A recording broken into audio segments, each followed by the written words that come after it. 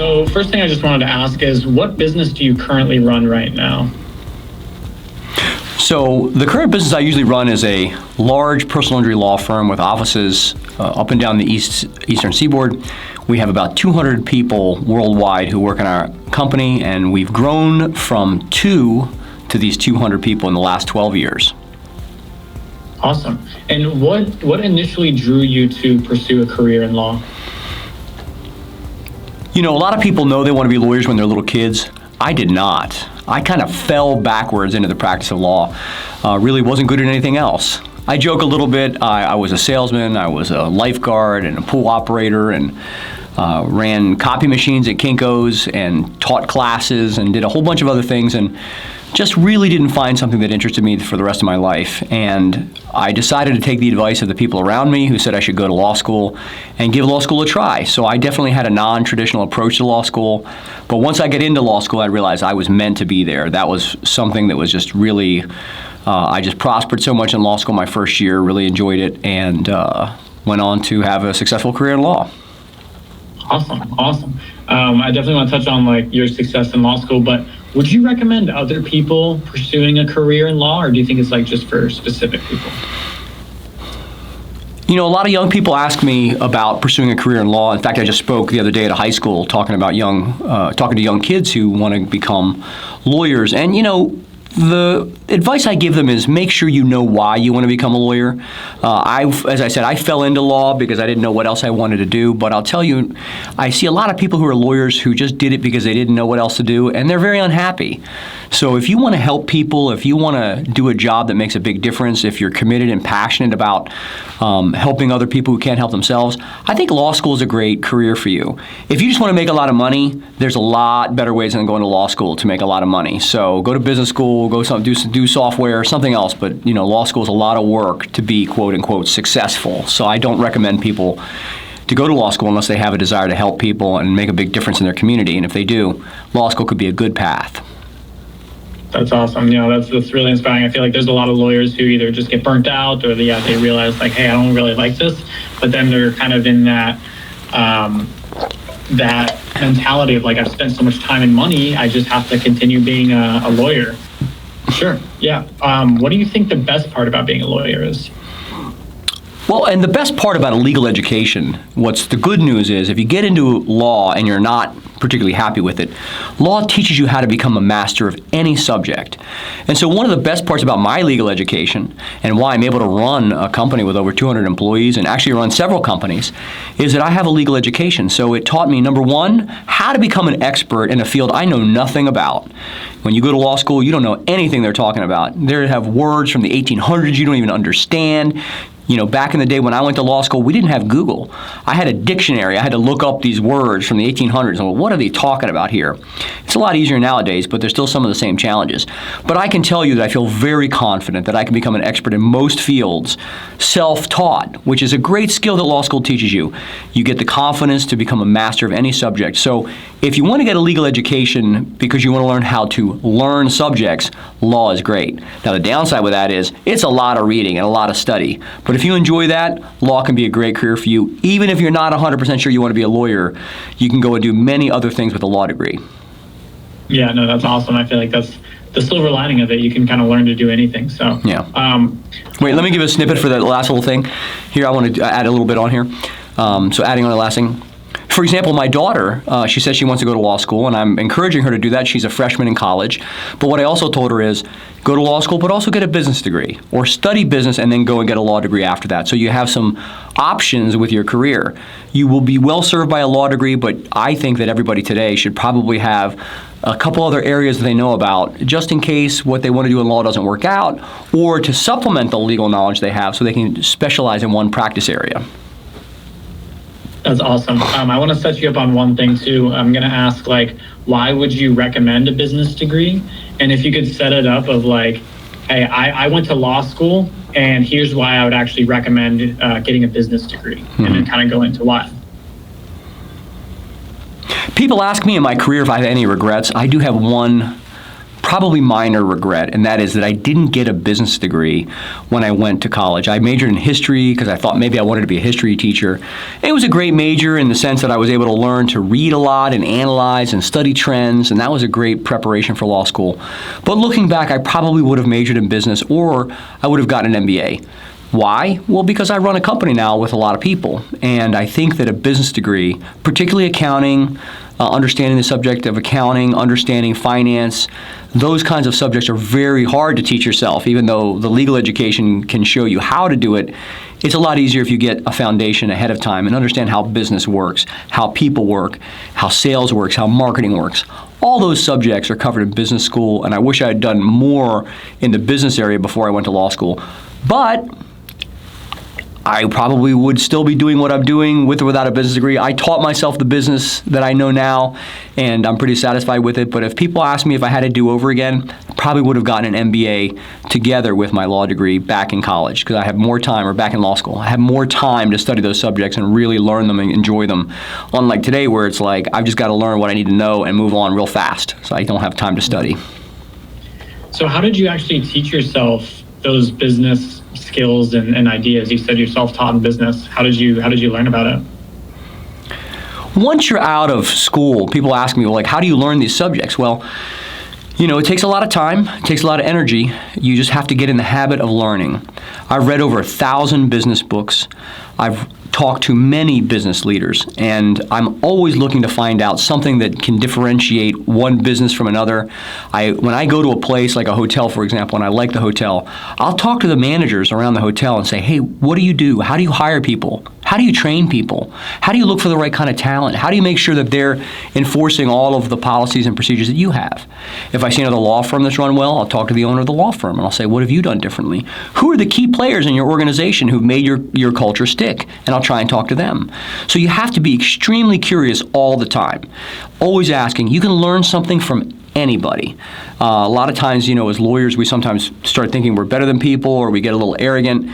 We maybe won't talk to the janitor, but maybe the janitor can tell you something that will solve a problem that you have in one of your cases. Something about cleaning chemicals, or proper procedures for cleaning up after a mess, or something. Anything can help you learn something. And so, learning to talk to people. Now, the good news is, in my life, that I can get information very quickly. Tony Robbins says, one of the great things about being more advanced in your career is you can do more with one phone call than you could do in a month before. And it's true. I don't need to spend a month researching anymore. I know the guy to call when I need an answer to a question, and that can save me a whole month's worth of time. So I can be very effective in a day, where before it would take me a month or 3 months to get an answer to a question. So there's some benefits. But learn to talk to people and get in the habit of reading. They say CEOs read on average 24 books a year. I'm probably reading 30 to 40 books a year on average. I don't count, but I just read and read and read, and usually some stuff sticks. Yeah, no, that's awesome. I love the Tony Robbins example too, because it's so true. I wanted to ask, just because we're on the subject, do you have a favorite business book, or maybe a couple business books that you think really stood out to you? There's so many great business books out there for young entrepreneurs or entrepreneurs. The very first business book that I ultimately fell in love with was Think and Grow Rich by Napoleon Hill. It's not really a business book in the sense of teaching you how to do business, but it's definitely a mindset book. It teaches you how to reframe your mindset. And I believe first and foremost that business is a spiritual transformation. And I had to undergo a transformation. It started with Think and Grow Rich, and I read several other books in that line. But and ultimately, the Bible was the best book that helped me make some changes in my business and my personal life. But then after that, looking at certain key books, Scaling Up by Vern Harnish, which is a pretty advanced business book. He has the Mastering the Rockefeller Habits, which is an easier version to digest. For an organization trying to enforce culture and have great A players, Cy Wakeman has a lot of good books. The Reality-Based Rules of the Workplace is a great book, or No Ego is good for employees to see what an A player really is. Top Grading is a great book as well to find and recruit talent. I think that maybe it's a little too exhaustive nowadays, that we don't have time to do all the top grading steps, but you can find the steps that you want to use to make sure you have a great culture. Start with Why by Simon Sinek. All are great books. Those are all great books. You have to know your why before you even get into business. So Simon Sinek shows some great examples of why, and your why you do something is the real reason that drives the success of your business. Yeah, that's awesome. Those, I haven't read all of those, but definitely a few I know are really, really good in terms of just like, the mindset is a huge shift. I definitely want to get more into like you mentioned the Bible. I want to get to, your spiritual side. But before we go to that, I just wanted to ask, as a lawyer, I feel like lawyers are typically, they get burnt out. They're working a ton of hours. Do you have any specific advice on how to avoid burnouts for people who are in a demanding career? The best advice that I can give you for avoiding burnout in a very demanding career, and let me tell you, we all struggle with burnout even if we're well adjusted. The best advice I can give you is you have to start with your why, right? This is the Simon Sinek advice, start with why. If you know why you're doing something, then the how and the what, that becomes manageable. And so you have to know the why. And the why, to make money, it's not enough. If you're trying to just make money, that was not enough to avoid burnout. You will burn yourself out chasing the almighty dollar, and you will not be satisfied. So you have to know your why, but then you also have to balance your career. Now, a lot of people say work-life balance. They want a job with work-life balance. That's a myth. There is no such thing as work-life balance. When people say work-life balance, what they really mean is they have trouble focus their attention. So if you want work-life balance, what you are saying is you want your employer to give you more time to do things you want to do. But the problem is you're still going to go home and worry about work. That's the truth. If you're conscientious about your job, you're going to be worried about your work when you're at home. And when you're at work, you're going to be worried about home. So the point and advice I have to give most people to avoid burnout is focus where you're at the time. And then when you leave work, leave it behind. Don't bring it home. If you give 100% of work during work hours and 100% of home during home hours, you will avoid burnout. The trouble is we do spend a lot of time with our focus split between work and home and work and home. I did this the other day. Somebody was reminding me of this principle. And I went out to breakfast with my girls, my 28-year-old girls, and I hadn't really focused on going out to breakfast with them. I usually take an iPad, let them watch whatever, so my wife and I can talk. And I'll tell you, I said, this time I'm going to be intentional. I spend a lot of time with my kids, fortunately. I'm lucky to have a lot of free time to be able to work my life around their schedules. But in this one breakfast I had with them, and I forgot how intense 8-year-olds are, and staying focused on them is very, very difficult. So I really committed to going forward to spend more intentional time with them. And I think if each of us can do that with the key areas of our life, we'll be much happier. But again, the key to avoiding burnout is know your why and then focus where you're at on what you're doing and block everything else out. And you work up to that, maintaining your focus. Yeah, that's really good. Obviously, I love the why, but giving 100% of your work to work, 100% of your home, and you'll be able to manage both. That kind of brings up a question that I know you're pretty passionate about is the work from home lifestyle. Like, oh, you're getting all of them now, huh? Do you think work from home is like a reliable way to build culture, or maybe you can just riff on why you like or dislike work from home policies? Now, if you heard me talk before, you know I dislike working from home. And why is that? Well, let me give you some context, because I'm not just saying no work from home because I'm a meanie. I worked from home when I started my business. I started in my garage. I worked from home for over a year. When COVID hit, we had to work from home. But I will tell you that a couple of things. Number one, when you're working from home, you're not doing your best work laying in your bed or on a couch with a TV on in the background. You're just not. And you're definitely not focused on doing the work you need to do at the time. Your focus will always be split. And by the way, this idea that you can multitask and do 3 or 4 things at once, it's not true. Neuroscientists tell you you're not multitasking. You're just giving half focus to everything you're working on. So that's not the way to focus. And I put to you that eventually, working from home seems like a good idea, so people get excited about it and motivated to work from home for a period of time. But when that becomes the norm, they're going to hit a brick wall. And the brick wall is going to come in a couple of forms. Number one is going to come because there's no actual career advancement. You learn to do your job by talking to other people at your job. You advance in your career by learning the people who are above you what they did and learning how they think about things. And you have to spend time around them. You may not like your boss, but that is the surest way to have advancement in your career.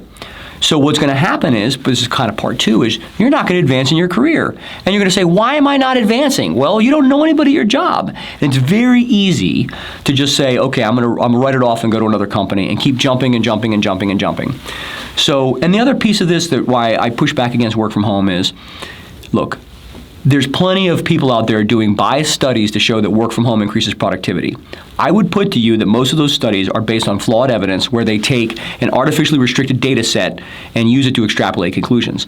The big companies who are actually tracking it, and I've tracked it too, productivity goes down when you work from home. It just does. It just does. My productivity was down 20 to 30% during COVID. The big companies, if it was really working, they would not have returned to work. But they do because they know that productivity isn't the same. So my reason for not working from home, I want to build culture. You can't build culture over Zoom. You just can't do it. You can have a conversation with me over Zoom. You're going to have a certain feeling about it. It is 10 times better when it's in person, face to face, and you can understand nonverbal communication and you have a connection. Over Zoom, it's just inefficient. Sometimes you have to do that. But if you don't have to, then why would you? And so I'm a big proponent from return to work. Maybe a hybrid workspace. And that said, I don't want to be called a hypocrite because I do have people who work from home, but they're offshore. And so that's one thing. I have to have them offshore. They can't work in the office. So I'm willing to use to tolerate that. But at the same time, I know they're not as productive as my domestic employees. It's just there's a deviation in productivity because they're not here. So I do my best to have a culture with them too. And we send them swag like T-shirts, and we have meetings with them, and we invite them to firm gatherings if they can make it and all that. But the truth is that there's no better way to build a culture than face-to-face and in person, even if your boss makes you uncomfortable. But that path is your path forward in your career. Yeah, no, that's awesome. I know you had a lot of evidence showing that, your company works better when they're working from the office, and you can build that culture and everything. So when you speak of like... Wait. Let me say one other thing. I've talked to a lot of young people who really do like to work from home, and I say, why do you really like to work from home? And the answers let's be honest. The answers I honestly get is, I want to go work out at the gym. I want to be able to take a nap in the middle of the day, and I don't have to I can let my dog out during the day. Things like that. Right? Oh, I want to avoid a commute time. Okay, well, the commute, I get it, right? If you're living 2 hours from your office, sure, the commute time is a giant pain in the neck. But you know what I always did? I always moved close to my office, and I had no commute time. But those other reasons, here's what you're trading off. You're trading off walking your dog during the day for career development. And so you're going to wonder in 10 years why your career hasn't developed. Well, you picked walking your dog. So what I say to my daughter, my 18-year-old daughter who's entering the workforce soon, is I say, look, life is hard now or it's hard later. Pick hard now. Because if you do hard now and you get used to it, the rest of your life is going to be easy. But if you keep putting off doing the hard stuff, your future is going to be very, very difficult. So when you're young, right, lean into the things that you have. Use your time and energy, study your tail off. Do things that, stay up late, work hard. Unfortunately, a lot of people go out and they party. Okay, that's fine, you can do that sometimes.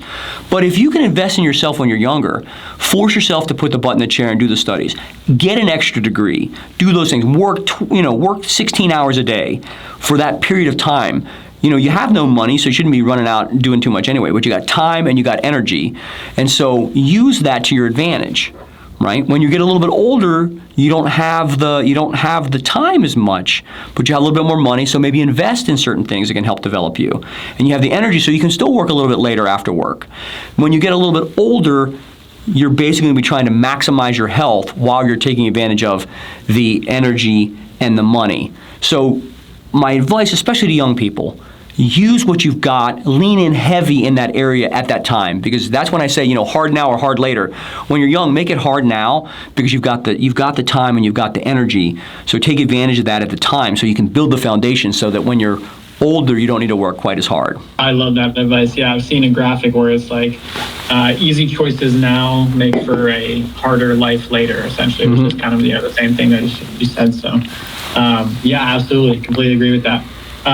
You mentioned that like when you're working from home, you're maybe distracted, you're doing other things. As an entrepreneur yourself, how do you manage your time, or more importantly, how do you manage your focus? Because I'm sure you're being pulled, 100 different directions. The biggest challenge that I have in running the business right now, it seems to me, is at least focus management, right? I'll be very candid with you. I've come through the last 6 or 8 months where I've had a lot of trouble maintaining my focus. Focus attacks can come in a variety of ways.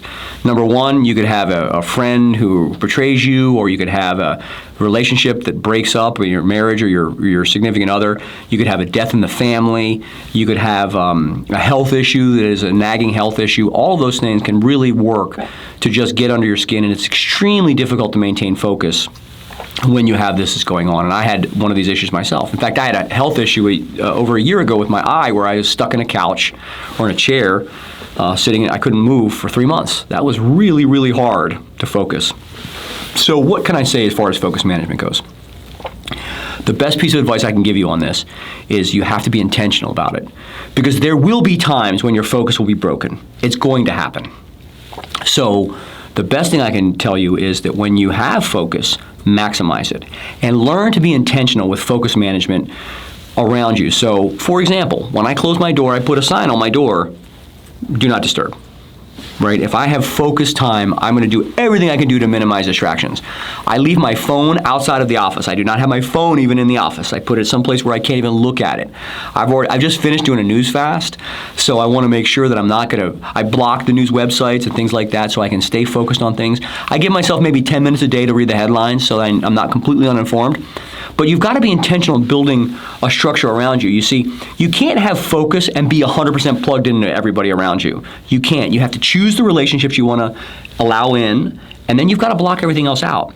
And the last thing I'll say is when I heard this spoken by a guy named Sam Chand the other day. He's a sort of a leadership consultant. And he said, people under the age of 40 get ahead by saying yes. People over the age of 40 get ahead by saying no. And I just want to encourage you all, if you say yes to something, you are definitely saying no to other things. You just don't know what yet.